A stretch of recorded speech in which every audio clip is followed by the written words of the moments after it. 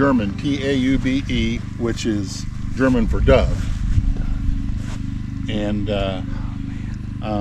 designed by, well, there were a bunch of different Taubes. Ettrich is probably one of the more predominant ones. And this one, usually they were two-seaters, like the one down there is a two-seater.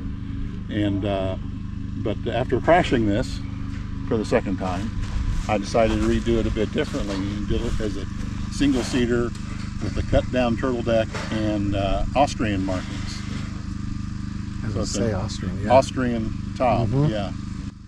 Silly me hadn't really realized that till the Olympics that the Austrian flag is 2 red stripes and a white stripe. So hey, makes sense. So, yeah, it does. Yeah, I just like the way it looks, and it's very colorful and different. Yeah. It's different. Which the is profile up in the air is really fantastic, and the colors are great. They pop. Yeah. So. And the name on the side, Dear Phoenix, is for the phoenix, since it has risen from the ashes on numerous occasions. Yes. And Luchtenhoon is my nickname, which is Lucky Dog. Luchtenhoon. Luchtenhoon, Lucky Dog. So. Wow.